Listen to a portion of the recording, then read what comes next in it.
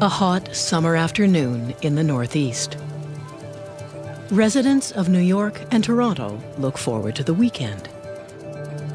No one could predict what is about to happen. Doors shut quickly at City Hall. Nobody was allowed in because the metal detector... Massive power blackout hit the United States and Canadian cities, closing nuclear power 100 plants. power plants shut down and 50 million people in 2 countries. Emergency has been declared in New York State. Mayor Bloomberg of New York City... In a matter of seconds, 50 million people simply fall off the grid. Phone lines and water systems fail, and thousands of people are trapped in elevators and subways. People start to panic, like we couldn't breathe. It'll be okay, hon. It'll be all right. It is August 14th, 2003, and the largest blackout in North American history causes $6 billion in damages. The official cause? Overgrown trees on power lines. But there's more to this story than troublesome trees. Just 3 days earlier, on August 11th, someone, somewhere, released one of the most damaging computer viruses ever written. Blaster.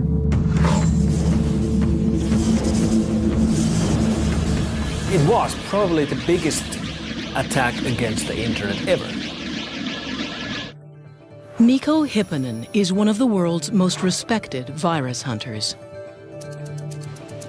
It is here, at F-Secure, an antivirus lab based in Helsinki, that he and his team first identify Blaster when it hits the internet.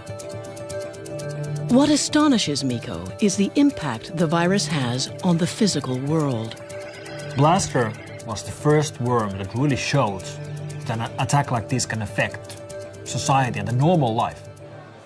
Air Canada passengers were frustrated by long check-in lineups today after a virus overwhelmed some of the airline's computer networks. As Blaster explodes across the net, Air Canada's check-in system shudders to a halt. And 3,000 kilometers south, Amtrak and CSX railroad services are disrupted, delaying train routes in 23 states. We saw planes stopping and trains stopping and boats stopping. We saw infections with military installations. And then, of course, 3 days later, there was the US blackout. Did a computer virus somehow contribute to this?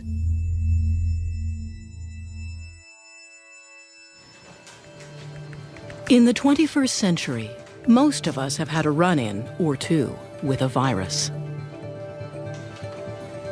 They're usually the reason our computers act strangely or slow down. But Blaster was a new kind of threat. It used to be that viruses traveled the internet by piggybacking on other programs. They would arrive at your computer in the form of email attachments. The virus could not activate until someone opened the attachment.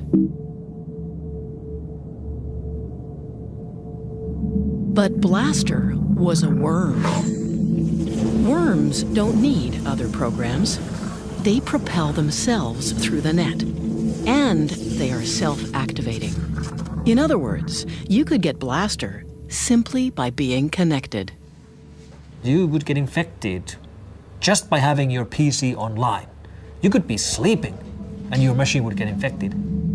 Which meant anything connected was susceptible. Systems like the financial network, water treatment centers, and power plants. In one case, we know that a virus got into a major nuclear reactor in Ohio. 9 months after the blackout, the official report stated that Blaster, despite being released just 3 days earlier, played no significant role in causing the huge shutdown. Some security experts remained unconvinced, pointing to more than just the timing of the two events. If you read the blackout transcripts of the operators who were in the middle of this when it was happening, what keeps coming up in the transcripts is comments that, stuff isn't moving. Their screens were freezing, which is exactly what the Blaster worm does. Whether the Blaster virus caused the 2003 blackout remains a contentious issue. But after Blaster, no one doubted that online viruses could cause real-world damage. It's been actually a real learning exercise for potential attackers and terrorists to see, oh, well, if an accident can cause this, maybe we could cause it as well.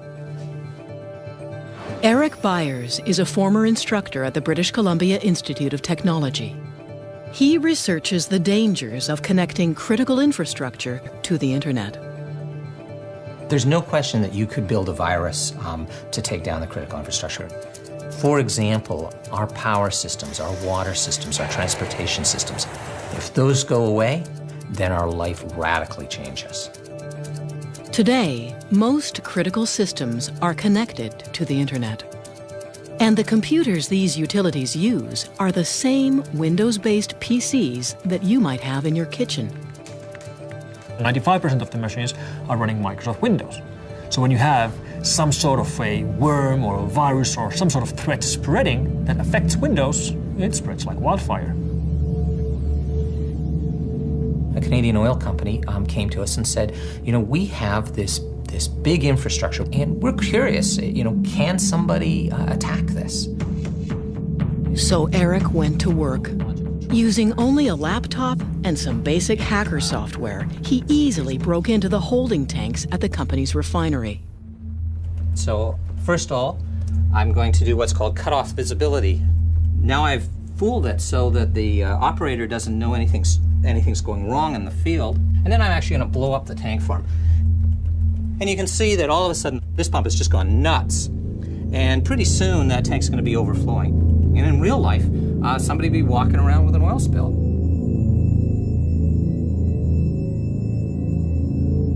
I wish that I could say, nope, all our critical infrastructure is secure, but it's not. If connecting power plants and oil refineries to the internet is putting them at risk, why not leave them unplugged? For business reasons, for business efficiency. Mary Kerwin is a security consultant and a columnist for the Globe and Mail. One executive interviewed said that he thought it was fine, it was worth taking the risk, so they'd have an edge on the competition by having these open and secure hookups between the utilities and the corporate network. The problem is, the internet was never designed to be secure. It was never actually built to do a lot of the things we're using it for right now. It was not meant to be an engine of commerce. It was not meant to hold your banking information. In the late 1960s, researchers began developing a network that could share information between computers. In the 90s, it went public and exploded. It was no longer just a handful of scientists on the internet, it was now anyone with a modem. When you have 25 people on a network, you can be pretty sure they're going to play well. But when you have a million people on a network, you can be pretty sure that somebody is not playing fair. There are no secure computers. There are no secure networks. Amit Yoran is the former director of cybersecurity within the U.S. Department of Homeland Security. I think sooner or later, we are going to be hit by a cyber failure that will affect either our nation's infrastructure or international infrastructures in a very significant and harmful way. So the implication is that somebody remotely managed to gain access to these control systems and does that type of damage and leaves the economy at a standstill, essentially. Because without our ability to bank online, to make a phone call, to switch on the lights, we're literally in the dark.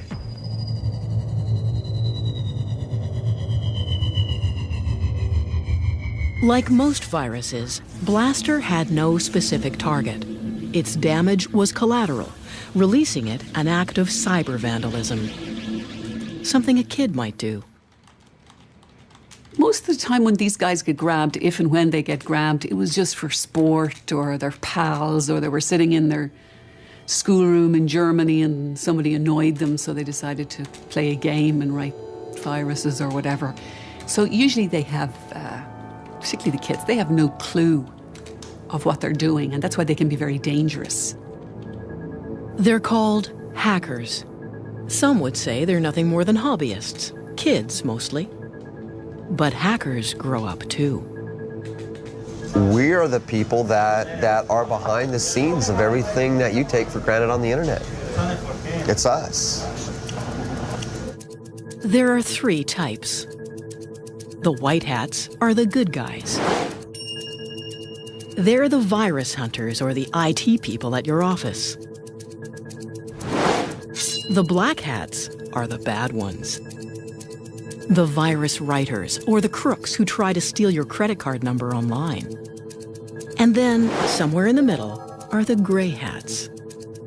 They work both sides of the street, guns for hire in a Wild West industry. Tell us who you work for, Donnie. Let's go somewhere else right now.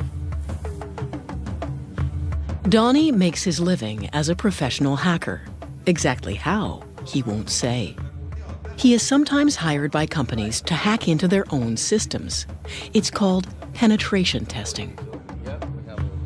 That's where you get permission to break in just as a real hacker would, but you are under a contract, and that's so that they can identify their security flaws and fix those security flaws before a bad guy really does. Like most professional hackers, Donnie has an infamous past. I was approached initially by this company in India.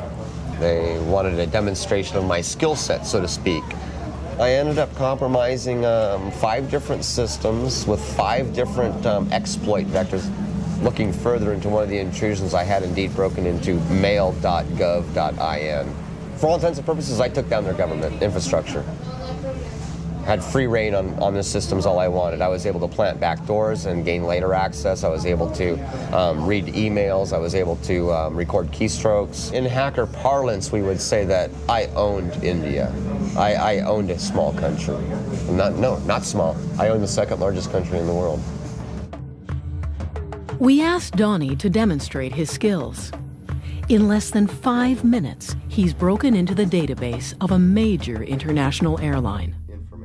So basically, I'm one step away from grabbing all of the reservation information, all of the user information, which would include your name, your address, your telephone number, your credit card information for verifying your flight. With power like this at your fingertips, we wonder what potential damage a group of dedicated hackers could cause. We could certainly shut down the United States critical infrastructure, I would assume, probably within a day. Dedicatedly, I would give it 1 week of research, 1 day to take it down. And that means what? What is the... That means taking out the power grid. It means taking out the communication power. It means taking out probably the military capacity of the United States to function properly. We'd probably go into a police state at that point. Is that an exaggeration? No, I don't think so.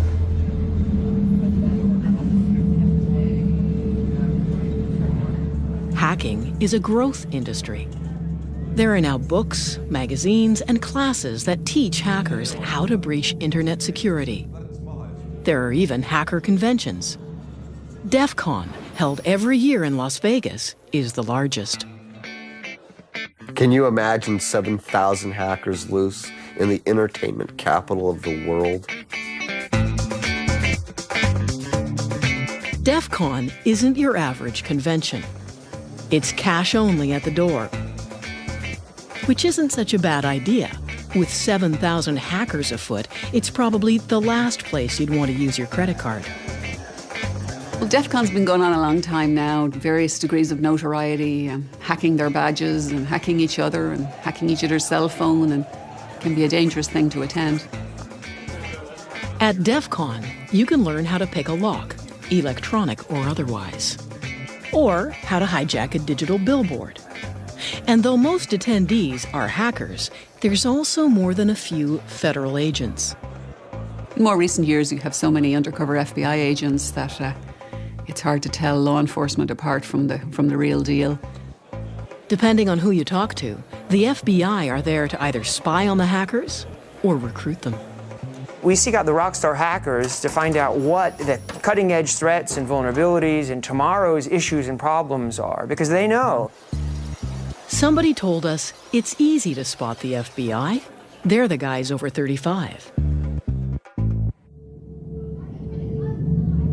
And today, with software designed for children as young as 6 months old, a new and far younger generation of hackers is right behind this one. In the shady online world of the hacker, there is no one more notorious than Mafia Boy. A surprise move today by the Montreal teenager known as Mafia Boy. He admitted in court he is the hacker who crashed several popular websites last winter. The turn of the millennium saw the peak of the first .com gold rush. Internet giants like Yahoo, eBay, and Dell.com were doing hundreds of millions of dollars in online business every day. But in February 2000, these sites suddenly found themselves at the mercy of a 15-year-old kid. Michael Calce, aka Mafia Boy, a high school student from Montreal. My dad got me a computer when I was extremely young. I was 6 years old. It just, I don't know, it fascinated me what I could do with this machine. At 12, Michael was already a respected hacker. And by the time he was 15, he was asked to join what was then one of the most powerful hacker groups online. And I felt honored at the time. You know, we're talking about TNT Force. This was a big Russian hacker group that had a big foundation and serious programmers in it. As TNT's newest member, Michael was eager to show off his skills. He hatched a plan to destroy a rival hacker gang by building the ultimate online weapon. I'm going to make a new tool, something that is so powerful people have never seen before, and they're going to run for their lives and wish they were never hackers. But before he attacks his enemies, Michael must first test the weapon. He picks a target: Yahoo. To this day, the biggest, busiest, and most profitable website in the world. It really never entered his mind that one of the most important sites on the internet, one of the most valuable e-commerce companies out there, would actually get taken out by what he built. In the early morning hours of February 7th, 2000, Michael prepares his attack. He puts the weapon on a timer, thereby creating an alibi, and then heads off to his grade 9 classroom. So he's sitting in a classroom, the teacher's talking, and Mike isn't paying any attention because all he's thinking about is 3, 2, 1, it's launched. And at 10 a.m., what is still the largest internet attack in history begins. I got home, I was just dying to get on the computer and see exactly what the results were. And I realized it was more than successful when I got home because Yahoo.com was still down. Michael's weapon launched a direct assault on Yahoo computers. It was called a denial of service attack. Every time you access a website, you make a request from that site's computers. What Michael did was harness the bandwidth of dozens of larger computers, mostly from universities in the US. By turning them all onto Yahoo and making millions of requests every second, he crashed Yahoo's site. It's like if you call a pizza place and the phone is busy, it means that they're dealing with too many phone calls. Same thing. I bombard them with so many requests, they're just offline. Even today, there are very few defenses against this kind of attack. After seeing Yahoo collapse, Michael got a little carried away. CNN, Amazon, eBay, Dell, all multi-billion-dollar companies, all easily shut down by Mafia Boy. CNN was probably one of the biggest attacks because they lost 1,200 other sites when CNN.com went down. Everything linked to CNN just went poof with it. I started to realize I had something way more powerful than I could imagine here. I felt a sense of it before, but this was the moment I realized, you know, there's not much that can stop me here. The attacks made headlines around the world and sent shockwaves rippling through the new economy. You have a situation where the price of these companies that were hit, they take hits on the stock market. You have the Attorney General of the United States standing up and saying that we will get the ones who are responsible for this. You have President Clinton convening a cybersecurity summit at the White House and talking about finding ways to fend off future attacks like this. The first reports came out, they were estimating the damage to be $1.7 billion damage. All from a Pentium 133. It was Michael's bragging that eventually got him arrested. He served 8 months in a juvenile home. But he left a legacy. Suddenly, the internet didn't seem like such a great place to do business after all. People didn't really realize the extent to which the internet was vulnerable until a 15-year-old kid kind of showed them. I think it, in a sense, showed that the emperor had no clothes. That the thing experts had known all along, that building e-commerce on top of the internet is maybe not the best idea. It also showed that there wasn't a coordinated strategy in the government, in industry, to actually combat and fix a lot of these flaws and to fight off these attacks. The internet has little to no law enforcement. It's simply too big, too international, and too anonymous. It's very difficult to identify who is online at any one time, where do they come from, and they can just disappear into the ether. Just take out their connection and they're gone. They're like specters, like ghosts. For the most part, black hats target one company and its ubiquitous operating system. Now, this company is looking for a little vigilante justice. Microsoft established an antivirus reward program that will pay people if they provide information on a virus writer and it leads to an arrest and conviction. It's a cash bounty. $250,000 for information leading to the arrest and conviction of anyone who has written a destructive virus. We asked Donnie if he was up for the challenge. I don't know if it's entirely possible. It's really, really hard to identify the creator of a piece of code. A piece of code can be as small as 4 lines that anybody could type out on a computer anywhere. If I were to successfully track someone down and actually be able to obtain this bounty, so to speak, $250,000 would be enough to secure my future. His target? A Microsoft Word virus. So called because it hides inside a Microsoft Word document that the author then emails across the internet. Where Blaster was mindlessly destructive, simply flooding the internet, the Microsoft Word virus is much more sinister. After infecting a computer, it begins to collect documents. It then sends these documents back to the authors of the virus. The range of documents being collected concerns Donnie. CAD drawings for computer-aided design, spreadsheets, PDF documents, architectural and machine blueprints. The nature of the data that's being taken, to me, it goes straight to our critical infrastructure. It goes straight to the core of the United States military.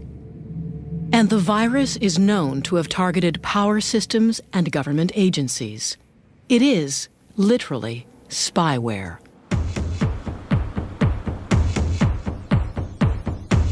Donnie's first stop in his search for the authors is Russia, home to the blackest of the world's black hats.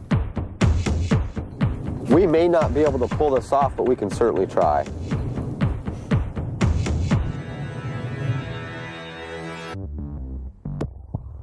In the past few years, hackers and their viruses have evolved. Mischievous kids are no longer the main problem. Now it's all about the money. And viruses are designed expressly to steal your data. In the good old days, all the viruses were written by, hobbyists and geeks and nerds in their basement for fun, for fame, really. And that started changing 5 years ago or so. To professionals and criminals, people who do this to make money, even people who make millions.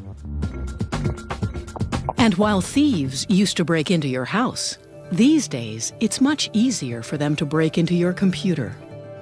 What they're looking for is personal information, credit card numbers and banking details, anything that can be sold for quick and easy cash.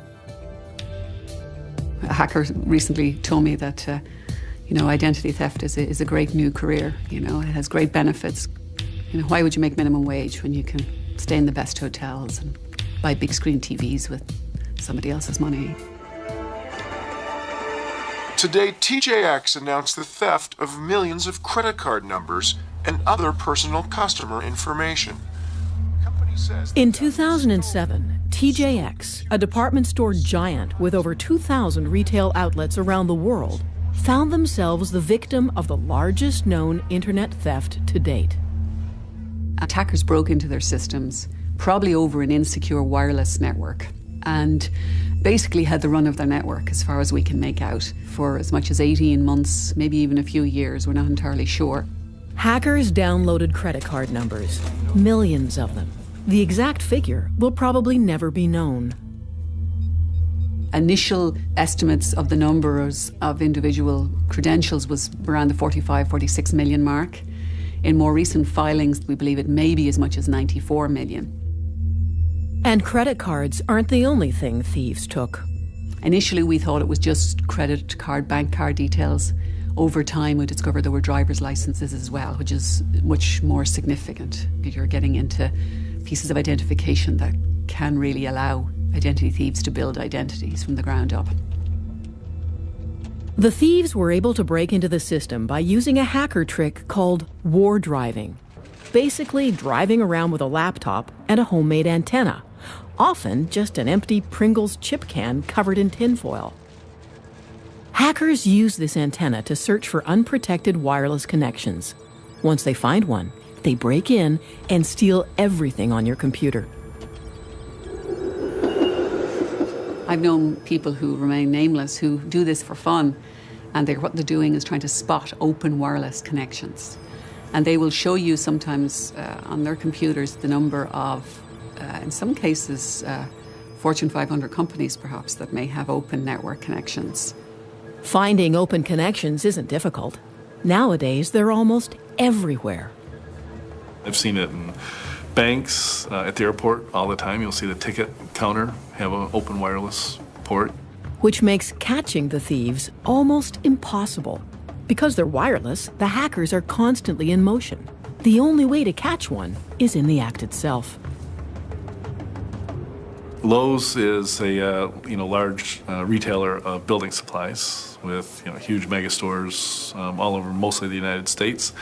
And they recognized that somebody was hacking into their system. So they called in the FBI, who deployed a couple dozen agents in a store in Southfield, Michigan. And the agents, were so unaware of what was actually happening, they thought that somebody was walking into the store and plugging into a network connection in the wall. But an agent on the roof noticed that there was a beat-up old car in the parking lot with a Pringles can covered with tinfoil. And they said, maybe we should investigate that. And sure enough, the driver of the car was hacking into Lowe's in order to steal credit card information, which was then to be sold to Russian mafia in Detroit. Donnie shows us how quick and easy war driving is. In the past 5 minutes, the bell has gone off, looks like about 64 times. And what does that mean? 65. That means that we found an access point. So I'm connected to somebody's wireless right now. If we were, let's say, someone with malicious intent, now I'd be able to go to, whatever website or send emails so we can see that. Leaving your wireless open is just another avenue of attack that a hacker could use. War driving isn't the only easy-to-learn hacker trick. Nowadays, the internet is bursting with hacker toolkits. These kits are essentially highly developed and highly illegal bundles of programs that allow even the beginner to become a junior cyber thief. If you're looking for a Hacker's Toolkit, you can just download them off the web. There's lots of them out there. They're easy to find. Most of them, in fact, many of the best are absolutely free. For example, there's some virus writing kits I was showing a little while ago. You basically select the type of virus you want to write, and it builds a virus.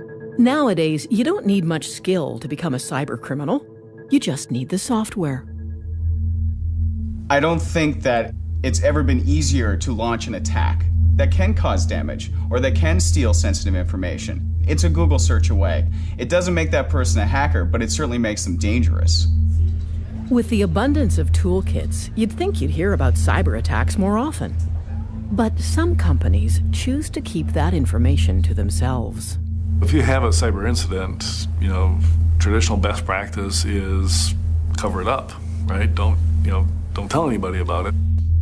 Currently, there are few laws that force companies to disclose cybercriminal activity, and most organizations aren't that eager to make their customers nervous. They don't want their customers to know that 10 million credit card numbers got stolen. They don't want to have to disclose that. They don't want their stock price to take the hit. It's important for security researchers out there to be able to share data and to see how attacks are evolving. But if companies won't even admit they've been attacked, let alone show how it happened, how are we supposed to get better? It's a real problem. Once thieves have your information, they sell it to the highest bidder, often advertising it in a thriving online black market. That's the biggest development in internet security in the last 2.5 years. Has been the advent of markets for identities. In the black market, working credit card numbers go for as little as $1 each. There's sampling, just like there's in the drug trade, where they'll give you 10 to test, and then you test them. Oh, they're all good. I could actually get money out of them or buy something with them. And full identities, which can include social insurance numbers and addresses, sell for as little as $5. There's been cases where kids have made up to $150,000 in 6 months from various types of credit card fraud and phishing schemes and have gone on a spree of electronics buying. In the past few years, cybercrime has exploded. Some reports put it on a par with the drug trade. And a 2006 survey found it was more costly to businesses than conventional crime. And most of it comes from one place. When you think today about, what's this sort of country of hacking right now, I think most experts would point to Russia. A few years ago, the Russian mob, sensing a unique opportunity, went online. And why not? It was less risky than traditional crime, and the internet allowed the mobsters to go international. All they needed was a few programmers. You have actual organized crime in Russia recruiting promising young programmers and other technical people to work in a cybercrime syndicate. These Russian syndicates are responsible for the bulk of viruses and hacker exploits released onto the internet every day. It took 20 years to go from the very first viruses to 250,000 viruses. And that's where we were in the beginning of 2007. By the end of 2007, we were already at 500,000 viruses. So we effectively doubled the amount of all of the malware in one single year. Because of this, internet security has become a booming business. In the past few years, antivirus labs have sprung up all over the world. Kaspersky in Moscow is one of the biggest. We receive over 2,000 of new viruses, trojans and worms every day to this lab. In order to provide constant and non-interrupted protection, virus analysts have to work every hour, every day of the week. We have a special name for them. They're called woodpeckers. That's because they hammer their keyboards very fast.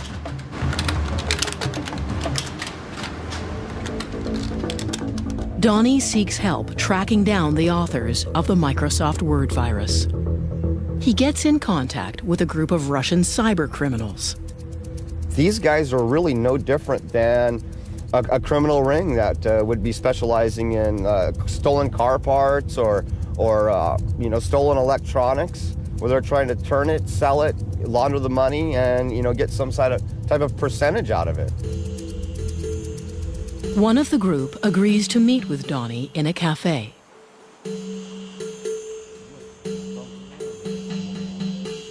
The Russian tells Donnie that he's part of a hacker crew that works primarily as carders. They steal credit card information and then sell it online.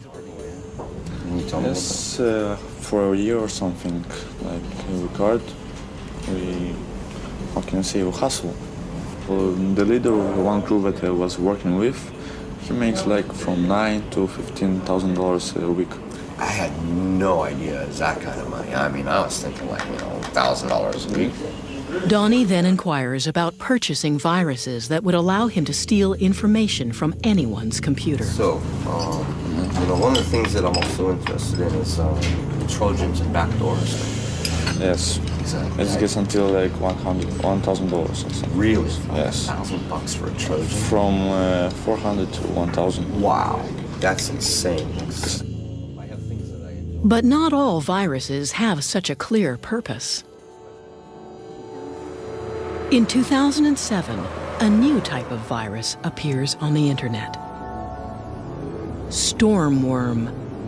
It infects without warning and seemingly without consequence. And to this day, no one knows what its purpose is. People often ask me about how do I know if I'm infected by Storm? And you really don't, because it doesn't show you any messages, it doesn't destroy anything, it doesn't play any music or anything, any of the fun stuff we used to see with old school viruses. It's really invisible. Not just invisible, but impossible to detect. This is because it's always changing. This worm keeps morphing itself. Every time you download it, you get a different copy. And if you do find it and try to remove it, the worm attacks.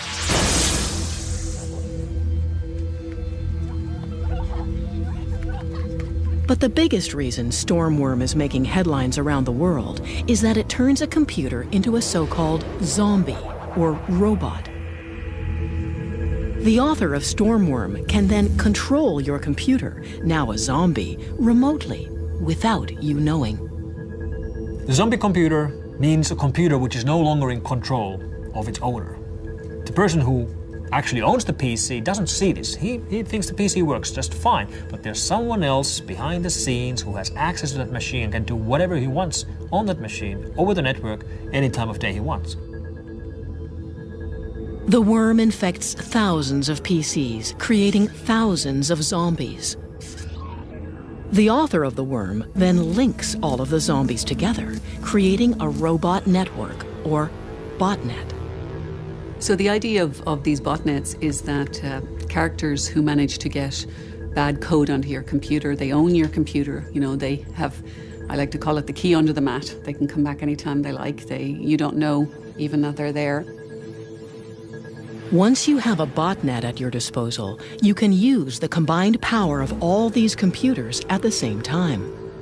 So you can, for example, send an instruction that all of those machines start to send as much traffic as they can against one single website. That's a denial of service attack.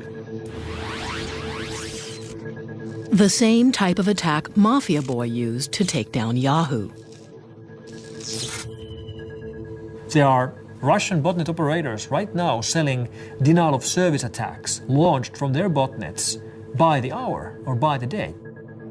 What's unique about Stormworm's botnet is its size and sophistication. Experts estimate the number of linked computers to be in the millions. But still, no one knows this botnet's purpose. Estimates are that it alone has infected 50 million machines, and it has not been used for anything. So there's this hovering, literally perfect storm of potential attack. So the concern is that the Stormworm has created all these compromised computers that in themselves create a kind of almost a massive supercomputer. And that if very bad people have control of this, they may be able to do very bad things on a very, very big scale.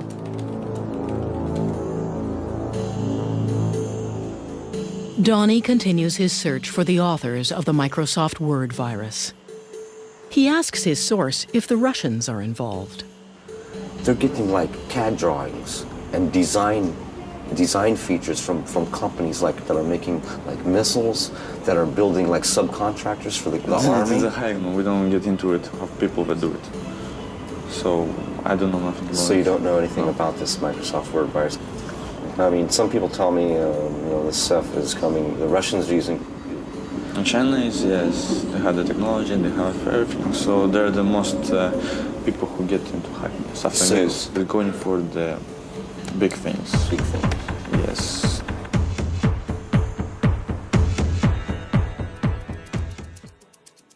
In April of 2007, Estonia suddenly found itself on the losing side of a battle with the largest country on Earth.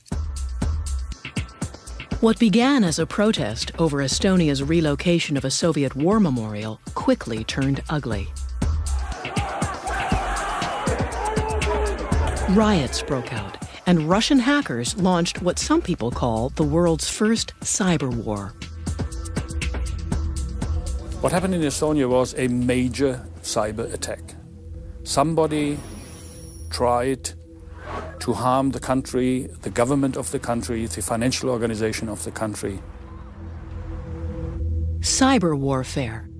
It's a terrifying premise, and up until recently, mostly hypothetical.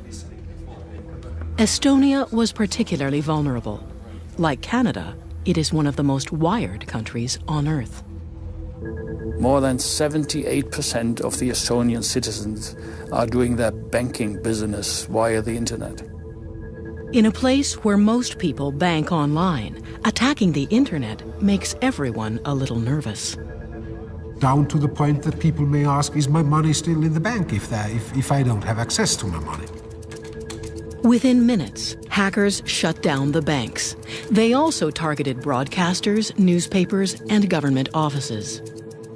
We saw the single largest attack against all of the infrastructure of a single country we've ever seen.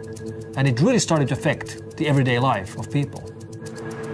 And though the Russian government denies any involvement, there's no doubt the attacks were politically motivated. We don't have solid evidence that this is related to any governments. However, we have reasonable evidence to believe that this has its roots in Russian Federation. At one time, the U.S. saw Russia as the main cyber warfare opponent. As early as 1998, the country was accused of hacking into U.S. government systems. But these days, America fears a new cyber spy: China. That is the country that we're most worried about. Rick Howard is a retired lieutenant colonel of the U.S. Army.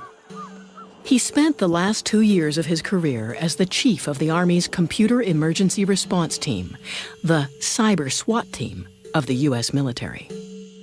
China, in their own doctrine, their own military doctrine, says they'll be ready to take on the U.S. by 2025. They're not going to do that tank on tank. That's not what their plan is. Their plan is to go at us with asymmetric warfare, using the internet as part of their attack vehicle. Rick believes that Chinese hackers are currently mining U.S. government computers, using tools that are similar to the Microsoft Word virus.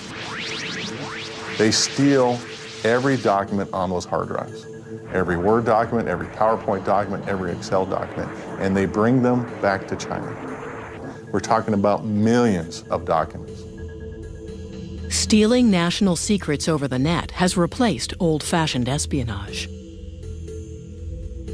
But Rick's greatest concern is that the Chinese military is training and recruiting hackers. The PLA in China recruit hackers from the Chinese population, and they train them in military information warfare tactics. They give them a regular salary so that they can go and try to penetrate U.S. government and other government institutions. In 2007, the U.S. claimed China cyber-attacked the Pentagon. The Chinese government officially denies these claims.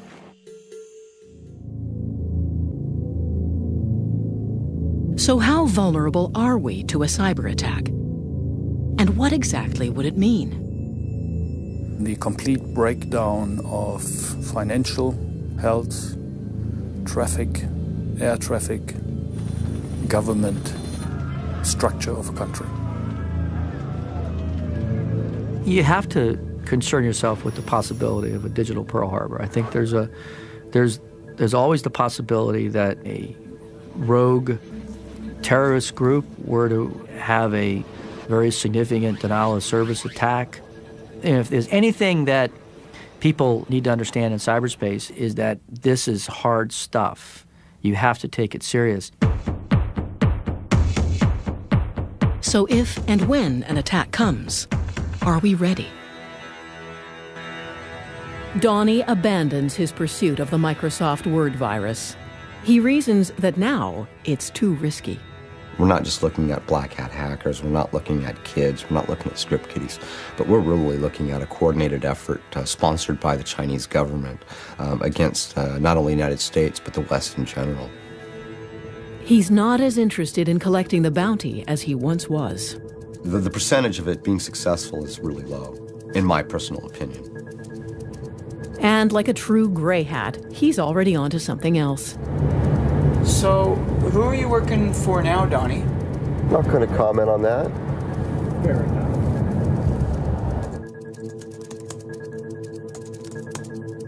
Michael Calce has written a book about his life as a notorious hacker.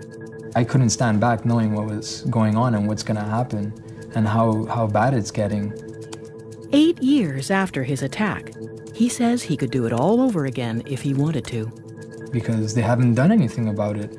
They say they're investing this into internet security and this and that, but the situation is only getting worse for everybody. Attacks are increasing. The number of viruses has doubled in a year. And places like the Pentagon ward off a cyber attack nearly every day. Is cybersecurity a significant threat to the critical infrastructure of Canada and the world? Absolutely, no question. This is serious stuff. It is supposed to be a little bit turbulent. It is supposed to be a little bit uncontrollable. And to have that openness and that freedom, you have to deal with the other things. The interconnected nature of the internet and critical infrastructures is a point of significant vulnerability for modern society. We really have to think carefully about putting critical infrastructure online. I would prefer critical stuff to be disconnected. And when I mean disconnected, I mean that they are in separate cables. Increasingly, all aspects of our lives are funneled through the internet. What's at stake is impossible to dismiss. Because the 9/11 Commission, their summary of the 9/11 events was that it was a failure of imagination. And I think the one thing we don't want to do again is for our imaginations to fail.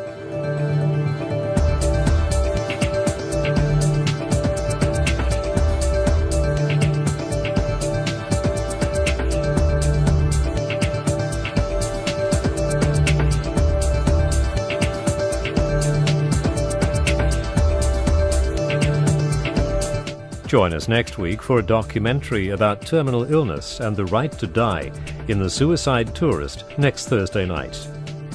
And tomorrow, the old school cop is back to investigate a murder that points to the IRA while dealing with a shady character from Special Branch. Martin Shaw stars in George Gently, 8:30 tomorrow night on ABC One.